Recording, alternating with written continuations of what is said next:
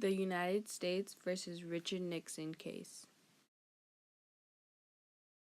The 37th President of the United States, Richard Milhouse Nixon, went to trial for attempted burglary.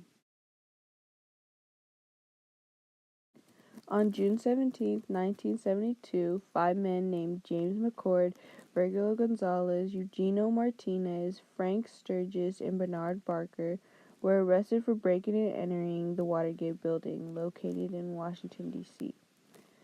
The reasoning for this break-in was so Nixon could be re-elected as president.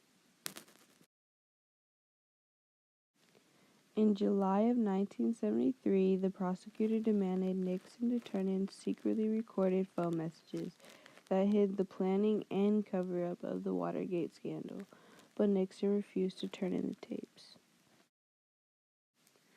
About a year later, on July 24, 1974, the Supreme Court demanded the tapes to be surrendered.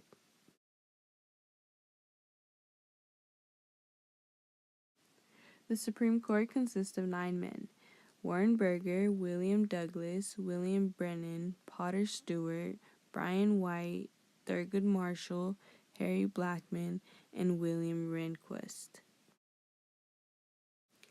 The Supreme Court unanimously decided against Nixon. On August 8, 1974, Nixon resigned before he could be impeached. Born September 15, 1857, in Cincinnati, Ohio, former U.S. President and Chief of Justice, William Howard Taft was one of 6 children of Luisa Maria Torre and Alfonso Taft.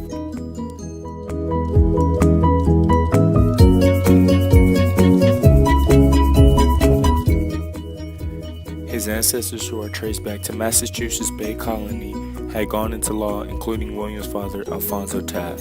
His father had served as the Secretary of War and Attorney General under President Ulysses S. Grant, and also as an ambassador under President Chester Arthur.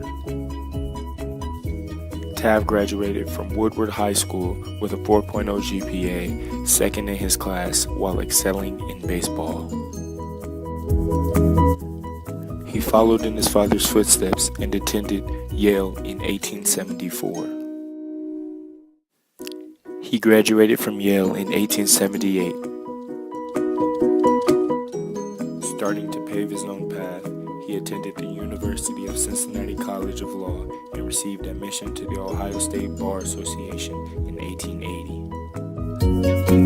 In 1886, Taft met his wife Helen, also known as Nellie Herron, who he met at a sledding party. In 1900, as Chief Civil Administrator, President McKinley sent William Taft to the Philippines to improve their economy by building roads and schools. In 1909, William Taft became president. Taft is known as one of the biggest presidents to take office. He is over 6 feet tall and weighed over 300 pounds. He also started the tradition of the presidents throwing out the first pitch. During his presidency, the 16th Amendment to levy an income tax on the American people and the 17th Amendment, which allowed the election of United States senators by popular vote, both passed. He established the Federal Children's Bureau and passed the Mann-Elkins Act. In 1910, Roosevelt broke with Taft and ran as a third party in the election of 1912 and split the Republican Party votes, and this led to Woodrow Wilson's election. After his presidency, he went back to his alma mater, Yale, and became a professor in law. In 1921, his lifelong dream came true. Warren G. Harding appointed him Chief of Justice. He reduced the Supreme Court's backlog and got the court to look at property rights and government limitation more conservatively. Judiciary Act of 1925 passed, giving the justices more control when selecting cases to be heard. Taft administered the Supreme Court efficiently and effectively. Congress passed laws that strengthened the court system. 1 month after retiring from Chief of Justice, William H. Taft died March 8, 1930, in Washington, D.C. He is the first president to be buried in Arlington Cemetery.